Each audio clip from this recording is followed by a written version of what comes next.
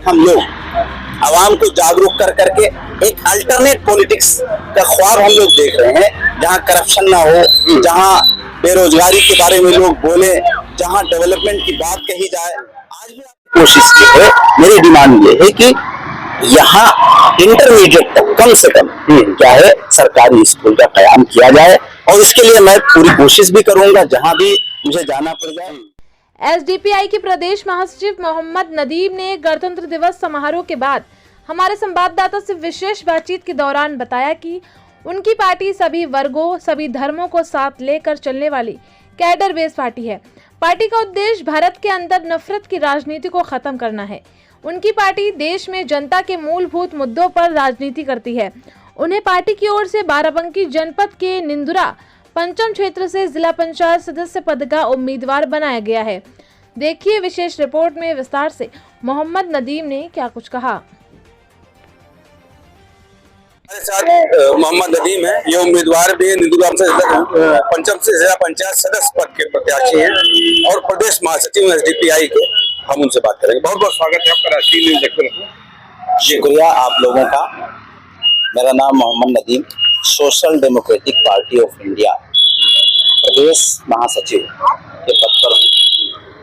Party ने यह decision लिया है कि मैं जहाँ का निवासी हूँ उस वार्ड से निंदुरा पंचम बाराबंकी वार्ड नंबर 28 जिला पंचायत पद प्रत्याशी बनाया है। सोशल डेमोक्रेटिक एसडीपीआई का कयाम, पार्टी के बारे में कुछ बताइए। एसडीपीआई यानी social Democratic Party of India 2009 में वजूद में आई और ये कैडर बेस पॉलिटिकल पार्टी है। पूरी इंडिया के अंदर अभी हम 17 राज्यों में बाकायदा स्टेट बॉडी बना करके काम कर रहे हैं। उत्तर प्रदेश उसमें से एक है। अभी इसके स्टेट प्रेसिडेंट निजामुद्दीन खान साहब हैं, वाइस प्रेसिडेंट महेंद्र सिंह जी हैं, जनरल सेक्रेटरी के पद पर इसमें सिर्फ मुस्लिम हैं और लोग भी हैं, जैसे दूसरा नाम आपका लिया महेंद्र सिंह जी, ये उपाध्यक्ष। अच्छा। हाँ, इसमें महिलाएं भी हैं, एडवोकेट रेणु सिंह, ये सचिव पद पर हैं, एडवोकेट भी हैं और लेडी भी हैं। तो ये सबको साथ लेकर के चलने वाली हमारी पार्टी है। एक कैडर बेस पार्टी है। यहाँ किसी खानदानी पॉलिटिक्स या किसी मजहब की पॉलिटिक्स का हम लोग विरोध नहीं कर रहे हैं। एक ऐसा पॉलिटिक्स जहाँ हिंदू, मुस्लिम, जैन, पारसी, सिख, ईसाई सब लोग साथ आए, जो नफरत की सियासत है इंडिया के अंदर उसके खिलाफ खड़े हों। जो जितना बेहतर सलाहियत रखता है, जो भी रियल आवाम के मुद्दे उठाने वाले लोग हैं, जो आइडिया ऑफ इंडिया से मोहब्बत करते हैं, भारत से मोहब्बत करते हैं, और साथ ही साथ जो अनेकता में एकता है इस देश की, उसको बचाने के लिए संघर्ष करते हैं, वो हमारे साथ है। और पूरी तरीके से हम लोग आवाम को जागरूक कर करके एक अल्टरनेट पॉलिटिक्स का ख्वाब हम लोग देख रहे हैं, जहां करप्शन ना हो, जहां बेरोजगारी के बारे में लोग बोले, जहां डेवलपमेंट की बात कही जाए। आज भी आप देखिए हमारे सरकारी स्कूल का हालत क्या है, सरकारी अस्पतालों की हालत क्या है, प्रशासन किस तरीके से गैर जिम्मेदार हो गए हैं। मतलब हम सिर्फ नफरत की सियासत कर रहे हैं, चारों तरफ नफरत है। लेकिन अगर हम मुद्दे की बात करेंगे तो हमें क्या है, वर्तमान में तमाम सुविधाएं जनता को ऑनलाइन मिलती हैं जी। तमाम सब्सिडी है, जैसे पेंशन है, वृद्धा पेंशन, विधवा पेंशन, गैस की सब्सिडी ऑनलाइन है। अभी आप जिला पंचायत सदस्य के लिए इलेक्शन लड़ रहे हैं, तो ग्राम सभाओं में जो प्रधानमंत्री आवास है वो भी ऐप के माध्यम से ऑनलाइन पैसा जाता है। उसके बाद भी भ्रष्टाचार होता है। यस, भ्रष्टाचार है। अगर आप जमीनी सतह पे जाएंगे तो ये पता चलेगा कि पहले एक प्रधानमंत्री आवास योजना के तहत किसी शख्स को अगर मकान मिलता है, उससे पहले उसको कितना देना पड़ता है। अगर आप रियल में जाएंगे तो करप्शन हर जगह है। आप एक सरकारी अस्पताल में तो लाभार्थी के खाते में डायरेक्ट पैसा जाता है, लेकिन लाभार्थी को उस खाते से निकाल के किसी को देना भी पड़ता है। ऐसा है, कुर्सी से लेकर के गंगौली तक और उधर में कई तक। यानी हमारे वार्ड में 2011 की जनगणना के हिसाब से 52,000 वोट्स हैं। अगर 52,000 वोट्स है तो आप सोचिए कि कितनी तादाद होगी यहाँ पे। लेकिन एक सरकारी स्कूल आपको इंटरमीडिएट तक नहीं मिलेगा, कक्षाठ तक है, लेकिन इंटरमीडिएट तक नहीं मिलेगा। दूसरा, इतने बड़े क्षेत्र में अब हमें क्या है, बेसिक सुविधाओं के साथ एक सरकारी अस्पताल होना चाहिए। लोग प्राइवेट अस्पतालों में जाकर के क्या है, कितना अमाउंट खर्च करते हैं, कैसे कैसे लोग संघर्ष कर रहे हैं। तो ये मुद्दा क्या है, आवाम का मुद्दा है। इस मुद्दे को अगर हम लेकर के चलेंगे तो मुझे यकीन है आवाम मेरे साथ आएगी। ये है बेसिक मुद्दा।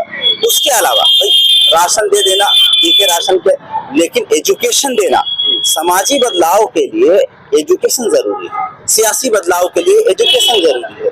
जब तक आवाम अपना हक नहीं मान समझेगी तब तक वो अपना हक हासिल नहीं करेगी। यही कोशिश है कि एजुकेशनल एम्पावरमेंट लाया जाए, पॉलिटिकल एम्पावरमेंट लाया जाए, सोशल एम्पावरमेंट लाया जाए। उसके साथ साथ जो यहाँ नफरत की सियासत है, सरकार हाईटेक स्कूल बना रही है, मॉडल विद्यालय बना रही है, जो भी सरकारी विद्यालय हैं उनका आधुनिकीकरण किया जा रहा है, मॉडर्नाइजेशन किया जा रहा है। तो आपको देखा आपने, आपके क्षेत्र में भी है? हमारे क्षेत्र में अभी इस तरीके का कोई स्कूल नहीं। हमारा इलाका आप देखिए, अब थोड़ा सा रोड वगैरह सही हो रहा है, लेकिन बेसिक नीड्स अभी भी इंसानों मतलब आवाम दूर है बेसिक नीड्स, उससे प्रोवाइड कराना ये हमारा मकसद है।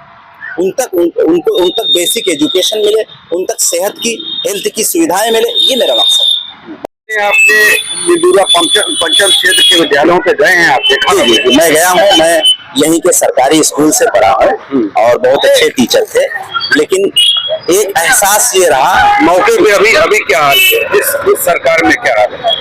तो पढ़ाई होती है, अभी पढ़ाई है, ऑनलाइन अटेंडेंस होती है? नहीं, ऐसा नहीं है, ऑनलाइन अटेंडेंस का यहाँ अभी सुविधा नहीं है। टीचर आते हैं, अच्छी पढ़ाई होती है, लेकिन फिर भी आप देखेंगे सरकारी स्कूल में बहुत थोड़े बच्चे जाते हैं। स्तरीय पढ़ाई नहीं होती है, अच्छी वैल्यूबल पढ़ाई नहीं होती है। जो थोड़ा सा पैसे वाले लोग हैं वो कहीं ना कहीं अच्छे प्राइवेट स्कूल में बच्चों को पढ़ाना पसंद करते हैं, लेकिन अगर इसी सरकारी स्कूल को अच्छे तरीके से मॉनिटर किया जाए और बेहतर टीचर रखे जाएं तो नतीजा क्या होगा, लोग सरकारी स्कूल के गेट पे लाइन लगा करके अपने बच्चों का एडमिशन के लिए परेशान होंगे। तो ये सेटअप है। स्कूल बंद करना ये हल नहीं है, स्कूल को बेहतर करना ये हल है। दूसरी चीज, अगर एक बच्ची कक्षा 8 क्लास 8 पास कर ले तो उसे हायर एजुकेशन में जाना है।